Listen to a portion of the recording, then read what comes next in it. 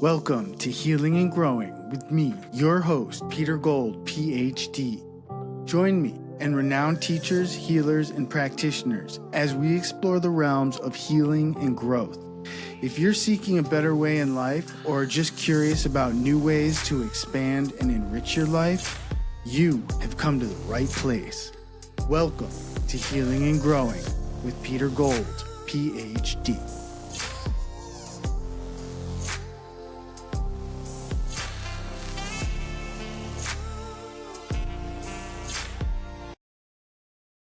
Welcome to Healing and Growing. I'm your host, Dr. Peter Gold, and today Rich Summers is here, coming to us live from San Diego. We're just getting warmed up. Rich is a real estate investor and entrepreneur holding a portfolio of apartments and boutique hotels valued in excess of $75 million.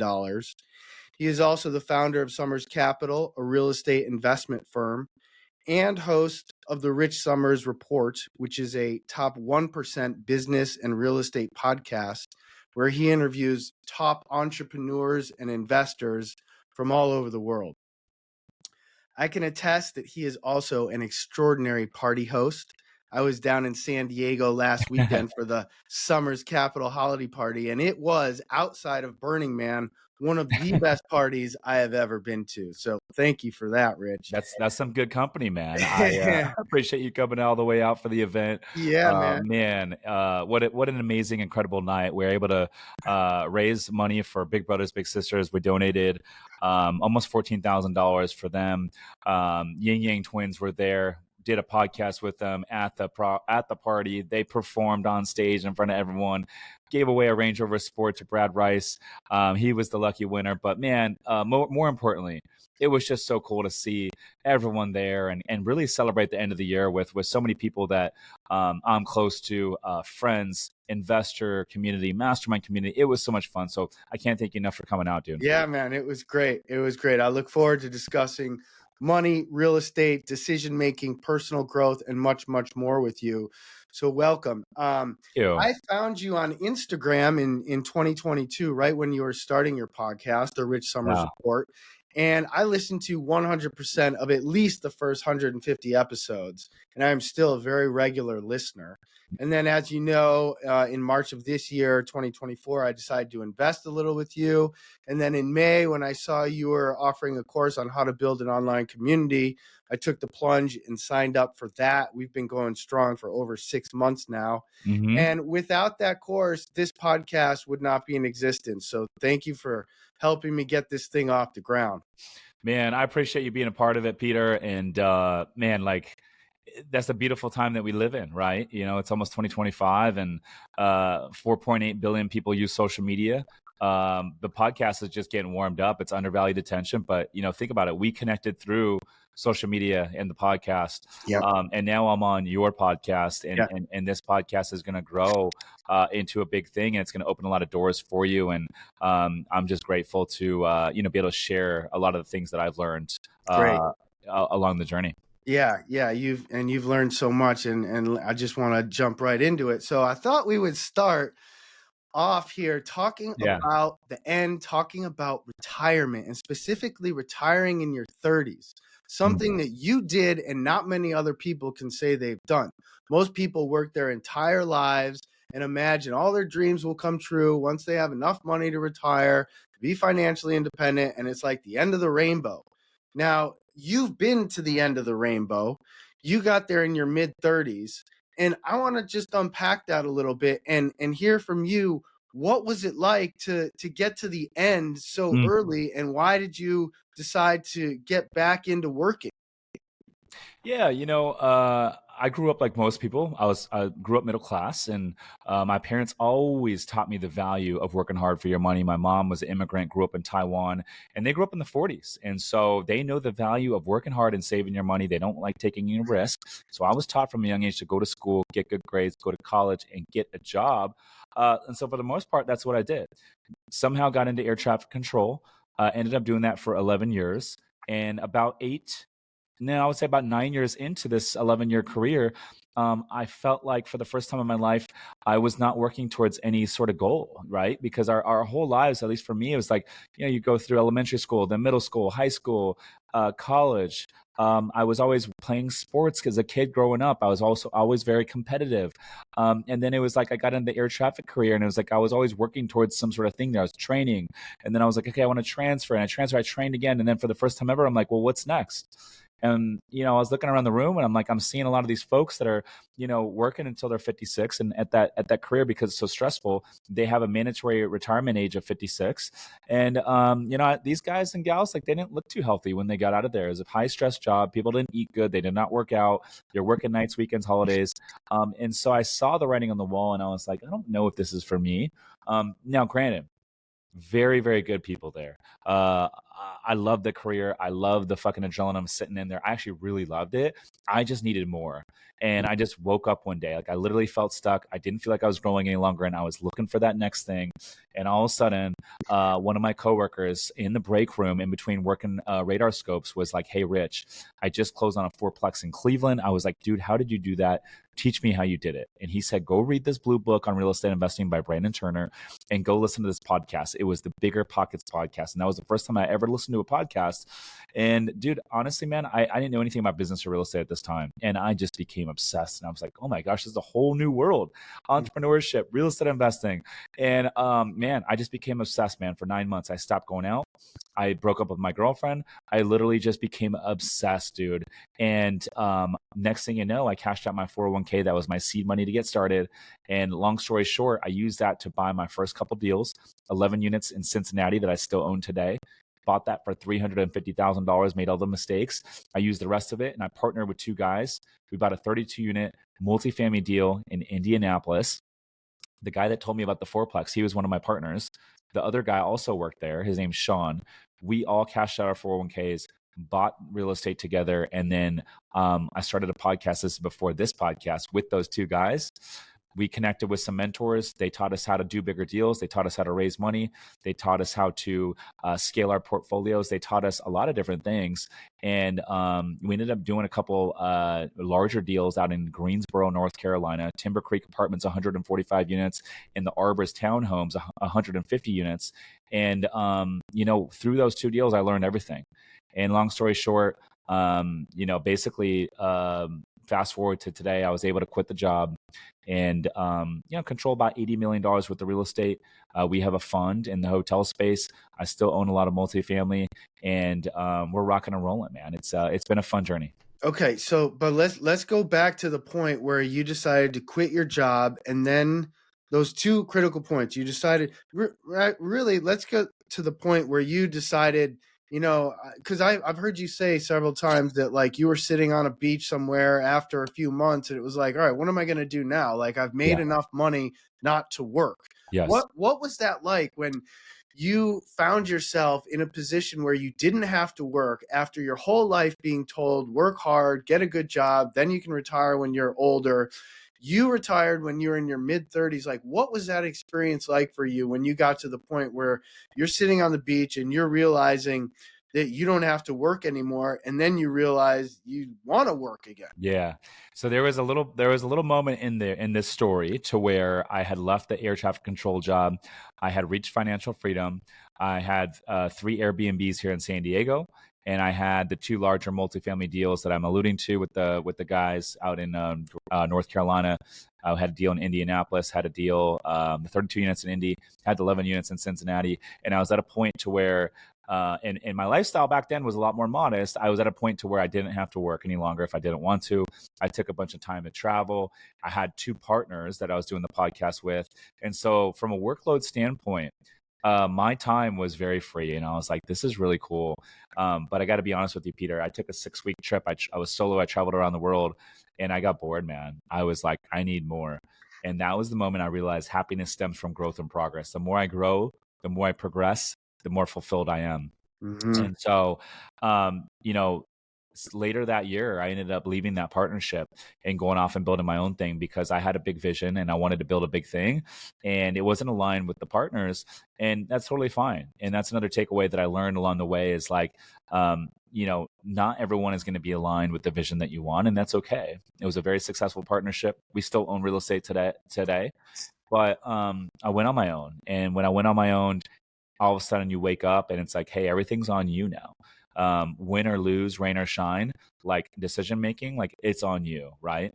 I will always give credit for the wins, but I will always accept blame for any of the losses, even if it's 100% not my responsibility, because that is the right thing to do. And when it's all under your name, you know what I mean? When it's Summers Capital and it's not Pack 3 Capital, which is the old umbrella that we used to work with. Now it's all on me. It's my reputation on the line. But I'll tell you what, Pete, there is no better motivator when you wake up in the morning. If you need some juice, there's no better way to get juice in the morning, waking up knowing, hey, this is all on you now.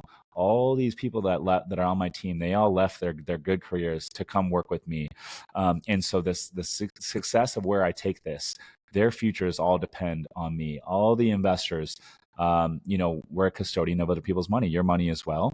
And the success of these real estate deals and where I take these assets, that all depends on me. Mastermind members, right? All that depends on me. And so there's a lot more responsibility. And we're talking about podcasting, right? We're doing 3 podcast episodes a week, posting a ton of social media content every single day. Look, it's all on my shoulders now, but yeah. I fucking love it. There's no better motivator. I see you so engaged and having so much energy, and kind of what I'm taking away from your story is that retirement isn't all that it's cracked up to be. Mm-hmm. That just doing, at least for you, that just doing nothing on the beach all day gets old kind of quick. I mean, 6 weeks, and not even on the beach, you're traveling the world. For you, it wasn't enough just to be kind of following the wind. You wanted to be in a game. You wanted to play in a game. And the game that you were playing in before wasn't big enough. And now the game that you're playing is plenty big enough. It has your name on it. And that's really exciting and fulfilling and rewarding for you. It is, man. It is. Like I said, it's exciting. And the best part is, Pete, though, is like, 5-6 years ago, like I alluded to, I didn't know anything about business or real estate. 2.5 years ago, I knew nothing about social media. And so, yes, we've seen some success, and we've definitely made a splash. But like the best part is, I tell the team all the time, I'm like, guys, this is just the beginning. Like we are just getting warmed up right now. Mm-hmm. And I'm excited to see where we go with this. So what would you say you do with your money now that's different from what you did with your money when you were working at air traffic control? Just like, what is how has your mindset around money changed in the last 5-7 years? Dude, no one's ever asked me this question, man. I love that you've asked me this question. I've never talked about this before. And it is such a good question. It's such a powerful question. Like I said, my parents grew up in this scarcity mindset. I had a demographer on my old podcast. He labeled everyone by the generation, the decade they were born in. And he said the folks born in the 40s, he labeled them the savers because they saw their parents basically in the wake of the Great Depression. And so they were all taught to save their money and work hard, stuff the cash into the mattress. And my parents still, to this day, live like that. You met them at the holiday party. Yeah, I did. Like, my mom still will turn off all the lights in the house. She will reuse napkins, reuse plastic silverware from like anywhere. Like she's saves every single penny anywhere she can today. And anyway, so that was instilled in my brain. So my mindset around money, my perspective on money was like just constrain and save and contract and play defense. Don't ever play. Don't take any risk. And that was my mindset. And so, that's why I invested in a 401k. And luckily I did, because that was my seed money to kind of get rolling. But I had to break all those habits. And now, dude, like my mindset is way different. Like I believe the more I put out there, and the more I give, the more that comes back to me. And so I'm willing to invest in anything that is going to give me a chance and give the team a chance to get better. If it's going to give us some sort of competitive advantage, I'm like, hey, let's do it. If we're renovating a property, I'm like, let's not cut any corners. Like let's go the extra mile, and it's going to give us the best shot to have good marketing, to bring in more money, more dollars, more cash flow, and also drive a higher valuation with these properties. But then you talk about, okay, well, social media, events, investing into all sorts of things. And so now with the money, my mindset is like abundance mindset. I'm like, hey, obviously let's be smart, let's be rational, but I truly feel like I'm not fearful about money anymore. I'm just not. And before you were fearful about it, and now what would you say you are? Now I feel like I can accomplish anything I want. I never felt like that before.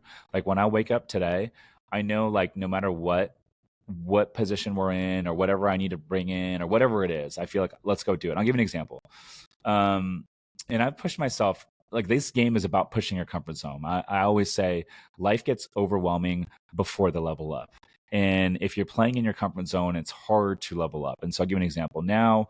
And this has happened time in and time out, but throughout the process. And like what scares me now, like what used to scare me a year ago and 2 years ago and 3 years ago doesn't scare me anymore. But I'll give you an example. Like there's been a lot of deals that we bought where I was like, I don't know how we're going to buy this deal. I don't know how we're going to raise the money. I don't know how we're going to like secure the lending, but I'm like, I want to buy this deal. And those type of deals scared me back then, but like, I'm like, we're going to figure it out. And we always figured it out. And then after we like figured it out, it's like, okay, that's the new baseline. And then we get better from it. And then it's like, okay, the next one, let's push our comfort zone again. And so many things that I've done to date, like have been because I'm like, you know what, let's just start, let's commit to doing it. And like, we don't know how we're going to do it, but we'll figure it out. We might not have all the resources. We probably don't have all the answers, but I do know that we have the wherewithal and we're savvy enough to go out there and get the answers and figure out resources to whatever answers and problems that we need solved. Mm-hmm.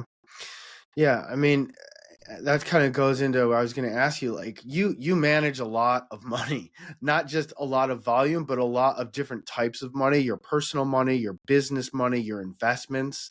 I mean, that's a lot of number crunching and keeping track of things. How did you learn how to do all that? Yeah.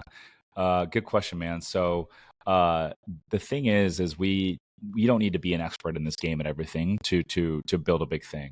You just need to have the right people on your team. And so from my tax strategist perspective, like have a good tax strategist, have a really good bookkeeper. So we have a really good bookkeeper on our team that does all the P&Ls, money in, money out for all of the LLCs, not just the real estate stuff, but for investors, for the other businesses that we have, like all that stuff is tracked.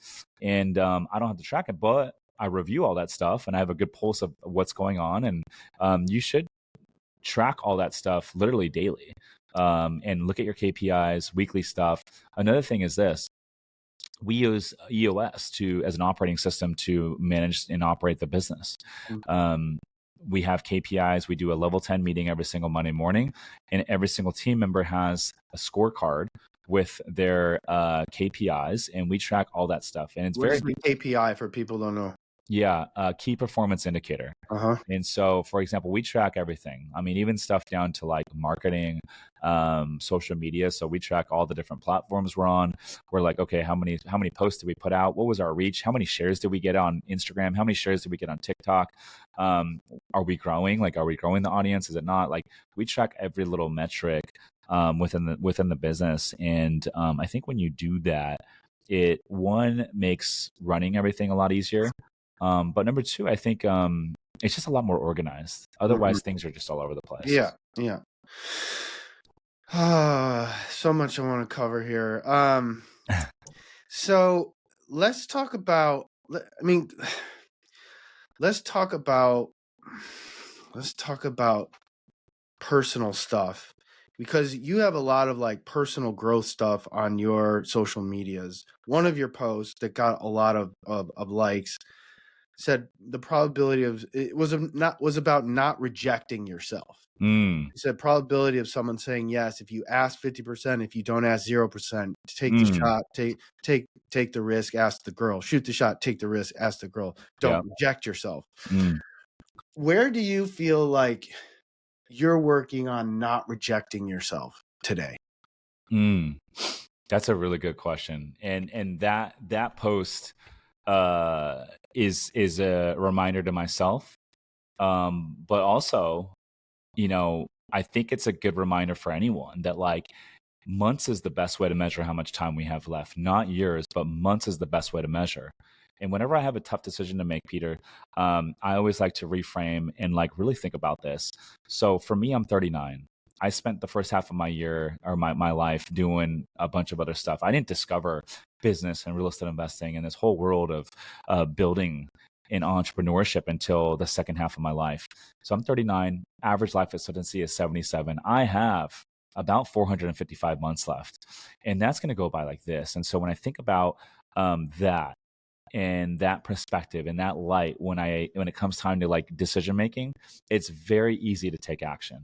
Now, what am I struggling with right now to take action on? I think right now I'm in a phase, Peter, where I'm like, as we go into the end of the year, I'm like really like a believer in like, if you get spread too thin and you're doing too many things, it's hard to become really, really good at like the things that you're meant to be good at. And so for me right now, I'm actually trying to remove things. And I'm like, what things are we currently doing right now? And this is like every single team member, but also for me. I'm like, what are we doing right now that is like not our strong suit? And quite frankly, we don't love doing. And quite frankly, like we can just delegate this out and stop doing that and then reallocate that time and double down on what we're good at. That's where I'm kind of at right now. So I'm not necessarily like, hey, I need to take action. I'm like, what can we do less of so we can do more of the things that we're good at? Does that make sense? Yeah, it makes total sense. Yeah, I love that. So let's just go through a couple of your posts here because I love your social media posts. Thank you, better. Another one is a sign of high potential. You're anxious when not being productive. And from what you just said, I kind of hear that you get anxious when you're doing things that are not really productive for where you're going and where you feel like your time is best spent. Yeah, that's why I don't really drink anymore. Like, think about it. I took a break this year for the first time ever from drinking for 75 days. I saw my productivity levels just go through the roof. And then for 2 months during the summer, I came back and I drank, and it was killing me. It was killing me because I knew I wasn't operating at my full potential. I was operating at 50% of my full potential. And I'm like, dude, it was killing me because it was making me anxious because I was not productive. And so then I was like, okay, I'm gonna commit to 100 days. I just did 100 days.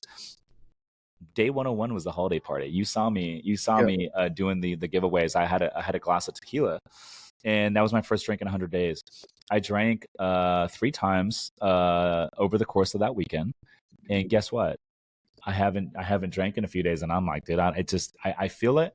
It makes me anxious that I'm not operating at my full potential. And so, alcohol aside, like if I'm just sitting around watching, and this is why I don't watch TV, man. I don't watch TV. I don't watch Netflix. Now, granted, if my girlfriend's like, hey, let's watch this show, I'm like, yeah, I'll do it. Or if I'm like want to watch a YouTube video. But for me, man, like I'm looking at getting better at every aspect. I'm like, this game is about identifying what you're good at and doing more and more of what you're good at, and then doing even more of what you're good at until a bottleneck arises that doesn't allow you to continue doing more of what you're good at. And then when you identify that bottleneck, you should take all your energy and go remove that bottleneck, and then going back and doubling down and spending more time of what you're good at. And that's the name of the game. It's a very simple game that we play, but I think it's very simple and easy for us to get distracted with all these shiny objects that come our way, because as you grow, you get more and more opportunities sent your way. And so you have to say no to better and better and better opportunities as you grow. And that's the name of the game. I always say starting is about saying yes. Growing is about saying no. Yeah. So I know that in a couple of podcasts you mentioned in the past, like I think when you were working at the air traffic control job, that there like you used other substances, Percocet, I think it was, and you were using. Is that right? It was Xanax. I was addicted to Xanax. This is right out of college. End of college, before I started my air traffic career. Yeah, I was full blown addicted to Xanax. And what changed for you with that kind of chapter of your life? How did you get off of it, and what made you want to live differently? If you are enjoying this podcast, please take a few seconds to follow, like, and share it on Spotify and/or Apple Podcasts. It would mean the world to me, but more importantly, it will help other people interested in healing and growing find additional resources for themselves and others. I'll give you a second to do that right now. Good. Thank you so much. Now back to the show. Yeah, man. So I was young at the time. I'm young 30s, and I got into it for fun. And I thought, oh, it's a prescription pill. It's got to be somewhat healthy for you. Not healthy, but I knew it wasn't like a hard drug. And next thing you know, I was full blown addicted. I was going to, basically take a full bar in the morning just to go to work. And then after work, I would take another one. And if I went out that night, I would take a third one. And that stuff's not good for you, man. It's very hard to come off of. And about like 8 months into it, I was getting hired with the air traffic control career, and I knew I needed to come off of it. I knew that I couldn't go out and start that career, a very high stress, a very high demand career under that capacity. And so I basically weeded myself off of it, and it was tough, dude. It was the toughest thing I've ever done from a physical standpoint to date.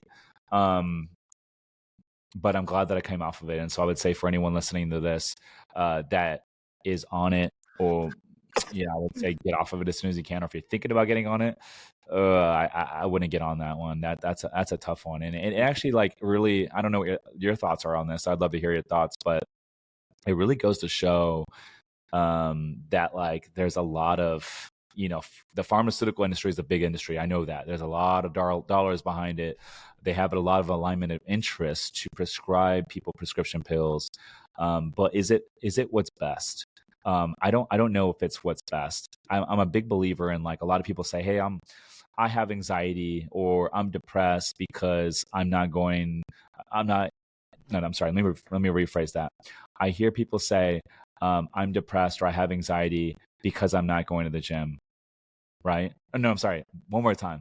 People say, like, I can't go to the gym, I can't work out, I can't be productive because I'm depressed, or because I have this circumstance. But it's like, no, you have this circumstance, you are depressed, and you have the circumstance because you're not going to the gym. And so I think sometimes, like, just like exercise, diet, getting good sleep, being around the right circle, the right vibe, being around positive, forward thinking, like-minded individuals, the right energy, that can solve a lot of problems. Mm-hmm. Yeah. I mean, I love talking to you. I love hanging out with you because you always have such, like, it just seems like you value your time so much. You're so dialed in and so focused on where you want to go and what you want to do. And I know you're refining what that is, but easily someone could see from the outside, or say from the outside, man, that guy is like a bullet train. Like, he knows exactly where he's going, exactly what he wants to do. And it's just good energy to be around, instead of people that are just lollygagging and indecisive and they don't know what they're going to do. That was another one of your posts that said, decrease the time between having an idea and executing, and everything changes. Money loves speed. Poverty loves indecision. And it's like, I don't see you having a lot of indecision. So I'm curious to hear, like, how do you make good decisions fast? Yeah. It's all about the reps. It's all about the at-bats. The decisions that are not the right decisions are inevitable. They're going to happen. We cannot plan for everything. But I tell the team all the time, I'm like, guys, let's just make a decision. I don't care if it's the wrong decision, but let's just make a decision and go. And, a lot of folks, I would say most folks, take a long time to make a decision. Yeah. And I've just conditioned myself. I never used to be this way, but I've conditioned myself to just make quick decisions and just move. Even if it's the wrong decision. Even if it's the wrong decision. Now, obviously, like, it's all risk-adjusted return, right? And so everything a decision that I make, I am taking the information that I have, and I am using the best of my knowledge on a risk-adjusted return basis to make that decision. What do you mean by risk-adjusted return? So let me give an example. So just this morning, we were brought a couple proposals to work with a third party. One was an SEO company that's going to help us with the SEO for, like, the different hotels and the properties that will get us more visibility. And so they have a proposal on what that's going to cost.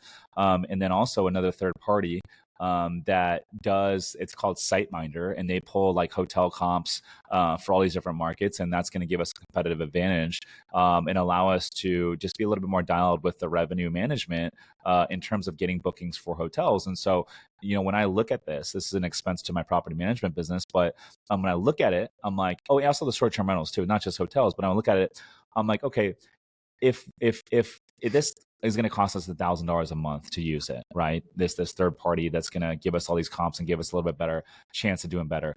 If that's the cost of it, and the upside is to do an extra $30,000 a month, and that's going to cost us $1,000 a month, I'm willing to try that. To me, the downside risk is, maybe we do it for 2 months, we're out $2,000, it doesn't work out, and we move on, but at least we tried it. But the upside is the $2,000 we spent could make us 30x return and give us $60,000 over the next 2 months, and then it makes sense, right? And so for me, it's all risk-adjusted return, and so for me, that's a no-brainer. I'm like, I'll take that chance any day of the week, 365 days out of the year, I will take that chance. Now, if the cost for something like that is like $30K, and the upside is like, hey, like if it goes well, you might be able to make $60K, but if it doesn't go well, you're going to be out $30K. I'm probably not going to take that risk. Does that make sense? Yeah, totally. So it's all risk-adjusted return basis. And that's how I like to structure a lot of my decision-making. I'm like, hey, if worst possible scenario, like we're going to come out even, but the upside is like infinite. I'm like, dude, let's fucking do that. Yeah. Let's run it. And a lot of it is time. It's not just the cost, but it's time. Yeah. So with this, it's going to save us time. Right. And if it doesn't work out, we're out $1,000, maybe $2,000. I'll take that bet anytime. So another decision I think you've made that's an interesting one that I think a lot of people are like, oh no, that's totally opposite of what I've been taught and what I think is right is you rent, you don't own where you live. Yes. Can you talk a little bit about how you made that decision? Yeah, man. So I think it's one of the biggest myths in America that you have to own where you live. Right. And so most markets right now, because of the interest rate environment, it is actually cheaper to rent than it is to own. And so I think if you want to invest in real estate, I think everyone should invest in real estate.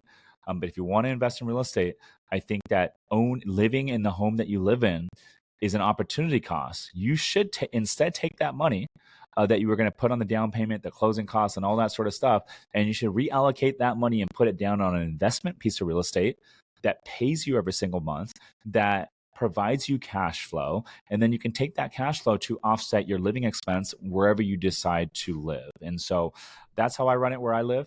I know some people prefer to like own where they live, and that's great. But just know going into it, there's an opportunity cost of doing it, and the whole fallacy that you gotta own a home in America, and that's the quote unquote American dream. That's fake. I know you gotta go. I think we have like 5 minutes or so. No. Let's keep it running. We can go 2:30 is good. Okay. So I'm curious how you think of like the world in general, and there's no shortage of people saying that the world is coming to an end and is all doom and gloom and the sky is falling, and a lot of people are living in fear. What is your view on the world, and how do you live with all these other potentially catastrophic variables in play? Well, first of all, this game is about being in the right rooms. I always say, get in rooms where your dreams are others' realities. It's the quickest way to improve your life. And so if you're listening to this right now and you are around folks that are talking negative, they are a victim of their circumstances, they are blaming their circumstances to why they can't win, to why they can't be successful, then you need to reallocate your time, and you need to think very closely of who you're spending your time with, because if you get in the right rooms, a lot of that toxic behavior is not around. And so, look, here's the thing. The news, I don't watch a lot of news. It's all doom and gloom. People that watch the news, if you notice them, they never take action. They're terrified to do anything. They're terrified to travel. Like every time I go travel to an international country, if I talk to my parents watch a lot of news. They're like, hey, you need to be careful. You need to do this and that. I'm like, bro, like, I get it. But you know what? I've traveled to so many countries. And I've even traveled to like countries that people consider like really rough areas, places like Rio de Janeiro, Brazil. And I've been to places like Ukraine. I've been to places like Turkey. I've been to Colombia, areas that people consider are really rough. And you know what? I've never had any issues. I stay in decent areas. I'm respectable. I'm a respectful person. And I've never had one issue traveling anywhere. And so when it comes time to taking action, watching the news, who you're with, all this like hoopla, you got to get in the right rooms. And so there's always going to be, unfortunately, a lot of folks that are going to tell you it's too risky. I had this when I was getting started. It was too risky. to go invest out of state, that it was too risky to cash out my 401k, that it was too risky to, and these are family members too, some of these folks, coworkers, people that are close to me, that it's too risky to go do everything that I want to do. And I get it. And I think for anyone listening to this right now that wants to take action, they're ready for that next thing. 90% of this game is getting in the right circles. And so sometimes that means you got to remove certain people of your life. That doesn't mean that it needs to be forever, but for certain seasons, you need to go through seasons to where you're like, hey, I'm going to stop hanging out with these specific circles, and I'm going to start putting myself into circles of people that are at places I want to be, whether you're in the fitness space or you're a doctor, or maybe you want to become a doctor. Maybe you want to become a real estate investor, whatever it is. Go find folks that are doing it at a high level, and then go hang out with them and see what they have to say. I think I see so many people that want to get into investing in real estate, and they go to their parents for advice, and their parents have never owned any real estate ever. And their parents talk them out of this. And then they end up not taking action on their freaking dreams because they're taking advice from the wrong people. And so I always say, never take advice from your parents. Unless your parents are exactly where you want to be, and you look up to them and you inspire to be your parents, which is probably less than 1% of folks out there. Like if your parents inspire you in every single area, then go take advice from them. But unfortunately, most people are not in a position to say that about their parents. Mm-hmm. And so if your parents have never done the thing that you're looking to do, you should not take their advice. Mm-hmm. Yeah. What if we took that question even bigger? I mean, I love the, other people and in the rooms, but just for you, I mean, and maybe it applies to this question, but for you, when you look out at all the things that are dangerous and wrong about the world that you can't control, they're out of your control. Do you just kind of accept that they're out of your control? Like if something happens, if there's an earthquake in San Diego, like then you have real estate investments in San Diego, that's going to be a problem. Like, do you just back to the risk adjusted kind of cost benefit analysis? What's everything's a risk. Yes, and we do everything we can to do everything you can on the front end to mitigate those risks. So I'll give you an example. We underwrite these like real estate deals that we buy. So for the hotels, for example, we have a custom hotel analyzer that probably has 400 different line items on it, and we can stress test the model. We can account for the economy to soften. We can account for the interest rate environment to go up. We can account for very conservative assumptions and stress test the model. And we're like, okay, worst case scenario, if all these things happen, like we're still good, right? Then that's a deal that we're going to do. But the upside is a lot more than that. Now, we can't plan for everything. We can have contingency capital set aside. So if these renovations go over timeline, if these renovations go over budget, we have the contingency capital sitting there ready to rock. And in the event that we don't need it, then we don't need it, right? And most of these projects do go over a timeline. Number two thing we can do is have reserves and all that sort of thing. But here's the thing.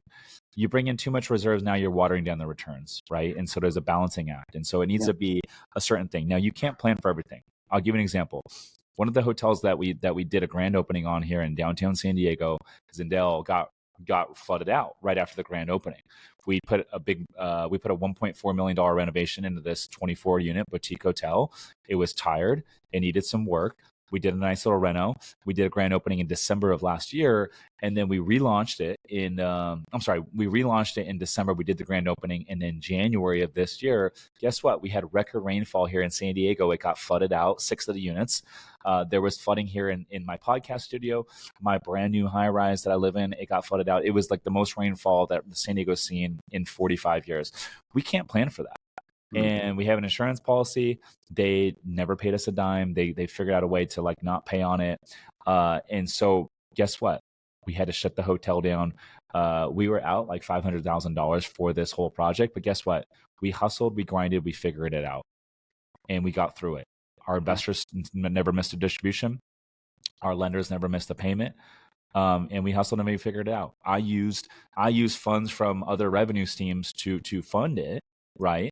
But we figured it out. I would rather lose my own money before I lose anyone else's money, because I'm trying to build a big thing. I'm thinking long game. Right. Mm-hmm. And so when you do those sort of things, that's what builds trust long term. And look, guess what? You cannot plan for everything. And that's why this game is not for everyone. It's not. If people say like, oh, it must be nice to get an entrepreneurship, real estate investing, all this sort of stuff, it must be nice because they see the lifestyle and all that sort of stuff. and the freedom and all that sort of stuff. But I tell you what, and my team knows, because they're in here, like, in the trenches with me all the time. Like, this lifestyle is not for everyone. It's just not. Like, it's, you gotta have thick skin for it, and you gotta be able to control your emotions. You gotta be able to manage a lot of different things going on. There's a lot of fires that you got to put out, and there's going to be a lot of times where you feel like your back is against the wall, and you got to be ready to go to battle. Yeah. Well, looking ahead to when we do this podcast again in 3 or 5 years, where do you, and I know you don't like to look ahead that far, but just generally speaking, where do you want to be in 3 or 5 years? I don't know where I want to be in 5 years. Obviously, I want to build a big thing, Pete. I want to have, the end game is I would love to have $1 billion in real estate. That would be amazing. I want to grow the podcast into a really big podcast. And I know it's going to take years to do that. It's not going to happen overnight. Like, Joe Rogan's been doing 3 episodes a week for 15 years now. And I know it's going to be a long thing. So I don't know where I'm going to be in 5 years. I honestly am not even thinking that far out, to be honest with you. I think in a very short-term mindset, unless it's like a real estate deal, like the hotels that we buy in our fund, unless it's like a real estate project, I'm thinking very short timeline in terms of like personal goals, rocks, quarterly stuff, and that sort of thing. So next year, I can tell you that 2025 is right around the corner. We are going to do more of what we're good at, and we are going to do less of what we're not good at. So brand building, the podcast, social media, we're going to double down on that. We're going to get better on all the platforms. We're going to get better with all the content. We're going to get more dialed. And then we are going to do 1, maybe 2 more hotels next year that we're going to go out and acquire that are going to be conducive with our search criteria. So we're looking for assets that are underperforming in great locations on the West Coast. So it's got to be either waterfront or it's got to be in a really, really prime location that we can pick up at a discount. It's underperforming. They're not utilizing a lot of technology, haven't been renovated in a long time, to where we can create a lot of value in an asset that we can hold long term. Because guess what? The Federal Reserve has just printed 80% of the money supply since 2020. This is not going to change. They are going to continue to print money. There is going to continue to be inflation.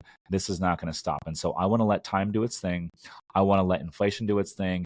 And the best way to do that is to buy great assets in good locations that you can buy at a discount and that you can add a lot of value. And guess what? We're going to look up 7, 8, 10 years from now, and we're going to have a really big thing. Yeah. That's awesome, man. I look forward to it, and I'm glad I'm along for the ride. It's really fun to watch and to be part of it. So thanks for coming on this podcast and sharing your wisdom, because a lot of my audience, money's kind of like a taboo thing, I feel like. And in your world, money is like the point. Everyone knows, like, everyone's in it to make money.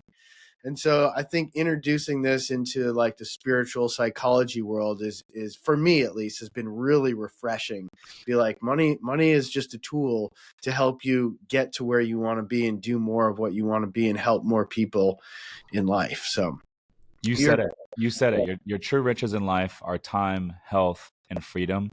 Money is just a tool to buy them. Yeah, because if you don't have your health, you don't have anything. You can't buy your way out of cancer. No.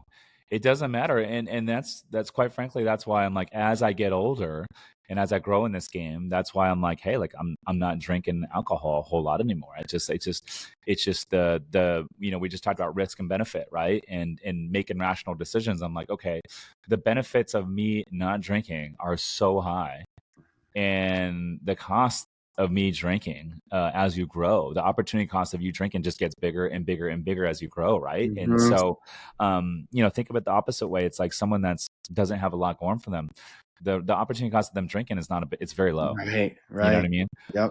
And so as you grow in this game, the opportunity cost gets higher, and that's why I'm like, dude, you got to focus on your health, because without it, and this better than me, without it, you don't have anything. And by the way, dude, you are aging so good, man.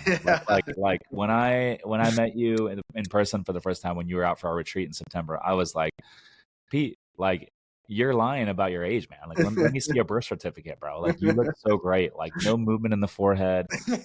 I'm just so impressed, man. Thanks, man. I appreciate it. But no matter how good you look, no matter how much money you have, you can't go backwards in time. You can't buy back today in 10 years and do today differently in 10 years. So that's why I've just had this realization. You gotta take advantage of right here, right now, and do what you want to do right here, right now. And Dude, you're a great example of that. Time is the one currency that we don't know how much is left. That's right. Think about it. It's crazy, right? Like, you can look at your bank accounts, you can look at your credit card statement. We know what's in all these different buckets, right? Yeah. You can look at your mortgages and you can know, okay, like this is how much equity I have in the real estate. But the one asset that we don't know how much is left is our time. And that's why I say it's the most valuable thing that we have. Mm-hmm. No, I agree. I agree completely. Yeah. So I think I might go to New Zealand here in a couple weeks. Oh, well, dude, hit me up. I'm going to be in that part of the world. I'll be in Australia, Yeah. 23rd of December. We're Yeah. coming back on January 5th. So let me know. Okay. All right. I definitely will, Rich. Thanks so much for doing this podcast. Always a pleasure to spend time with you and see you and just benefit from your life experience, because I think it's valuable to everyone. You're really grinding. You're really following your passion and doing what you feel like is the best use of your time. And I think that's really inspiring to see. Peter Gold, you are a G, man. I appreciate you always dropping all sorts of value, and I appreciate you having me on the show, and appreciate the good vibes, dude. Thank you so much, and I'm wishing you nothing but the utmost success with your podcast and with the holidays and everything that you're building, dude. I can't wait to see where you take this. Truly. Cool. Thanks, man. All right. Until we meet again. Thank you. Keep rocking. Let's go. Just the beginning. Okay. Bye. That was good, man.